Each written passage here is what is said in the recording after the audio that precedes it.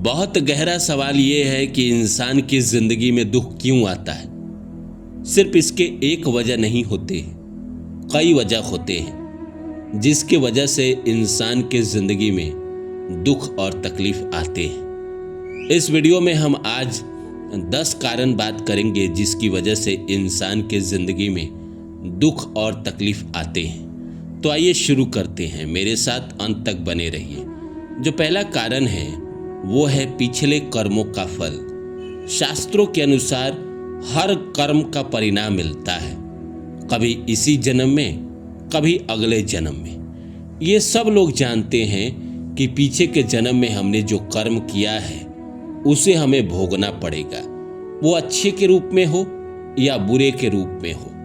तो अच्छा जब इंसान की जिंदगी में होता है तो इंसान को कोई याद नहीं आता है, इंसान तो बस मजे में रहता है। लेकिन बुरा होता है तो ऐसे सवाल उसके मन में आते हैं जिसका सीधा और साफ जवाब है कि इस जिंदगी में अगर आपके पैर टूटे हैं तो किसी जन्म में आपने किसी के पैर तोड़े हैं। दूसरा है जीवन की परीक्षा।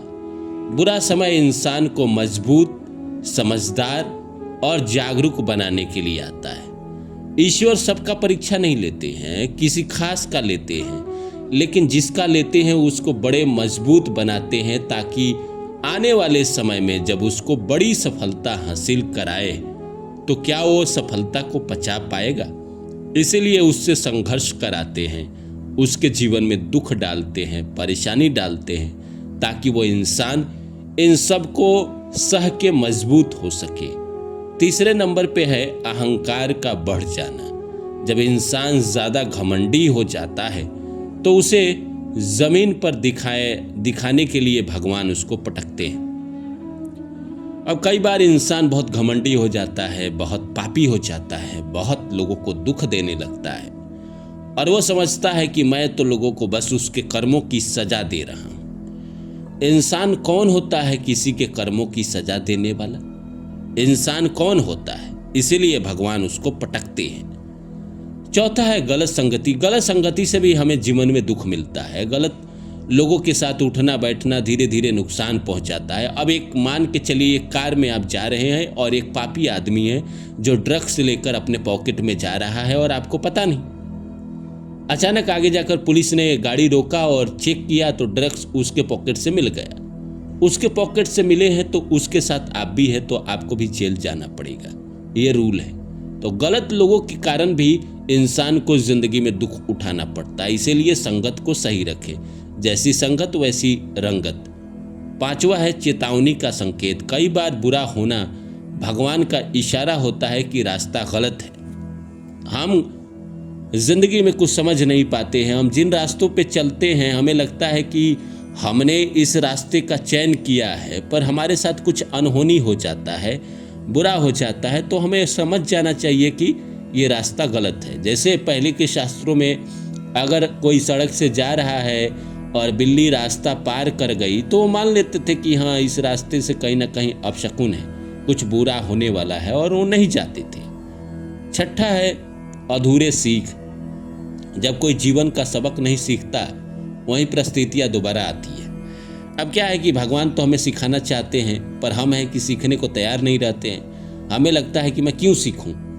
एक दुख दिया उन्होंने और दुख देकर कुछ समझाना चाहा, हमने वो दुख सह लिया लेकिन हमने कुछ सीखा ही नहीं, हमने कुछ समझा ही नहीं। तो वो दुख बार बार जीवन में आते हैं ताकि आपकी बुद्धि खुले।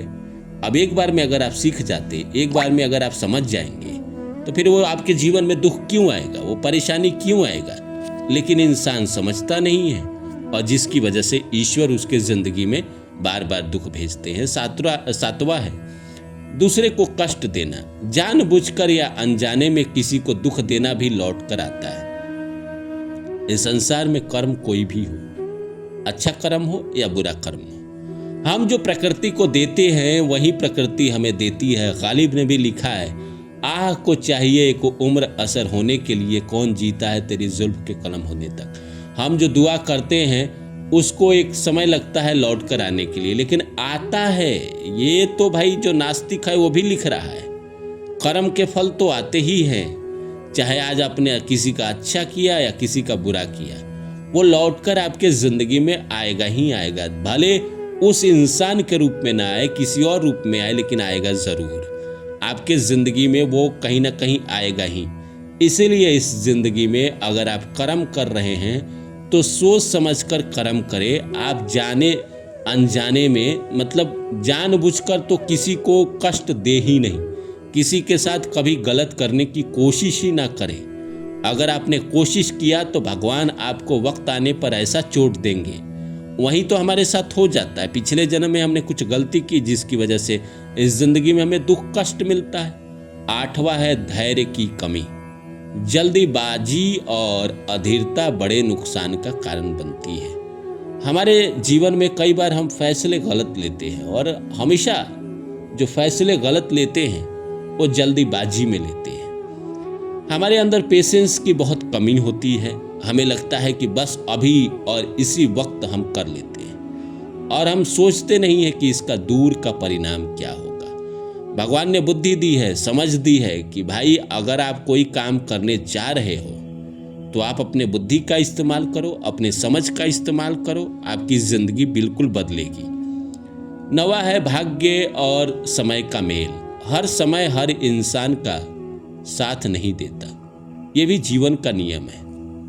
अब कोई जरूरी नहीं है कि स्थान बल आपके पास हो तो काल बल भी आपके पास हो। स्थान बल मतलब समय जहां पे आप हैं वहां पे काल बल मतलब आपका वक्त चले, ऐसा कोई जरूरी नहीं है।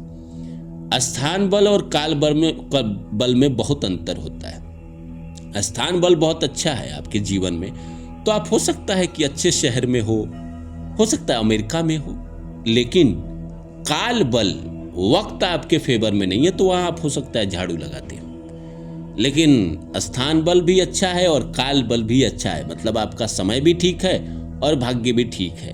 तो कहीं ना कहीं आप राजा बनोगे, मोदी बनोगे, देश का सर्वोच्च इंसान बनोगे, सर्वोच्च पद पे जाओगे। तो इसीलिए जीवन में समय हर किसी का साथ नहीं देता, लेकिन जिसका देता है, जब देता है तो कमाल ही देता है। 10वां है अच्छे परिणाम की तैयारी। कई बार बुरा समय अच्छे समय की नींव होता है। हमें लगता है कि बुरा समय आया, लेकिन बुरे समय में हम कुछ ऐसा कर्म जरूर शुरू करते हैं जो लेटर ऑन बाद में 2 साल 4 साल जब हमारे जीवन से बुरा वक्त खत्म होता है तो उस समय वो काम आता है, और बहुत काम आता है, और जिंदगी बदल के रख देता है, और इतना आपको जीवन में सफलता देता है, इतना आपको तरक्की देता है, इतना आपको बेशुमार बना देता है, इतना आपको फेमस बना देता है कि जिसकी तो आपने कल्पना ही नहीं की थी कि मेरे भी जिंदगी में ऐसा हो सकता है। इसीलिए संदेश ये है कि बुरा समय सजा नहीं सुधार होता है। जो इसे समझ लेता है वही आगे सबसे ज्यादा बढ़ता है। तो आप भी इस बात को मानिए कि बुरा समय आपके जीवन में कोई आपका कष्ट और पाप नहीं है, बल्कि ये आपके जीवन का श्रेष्ठ समय है।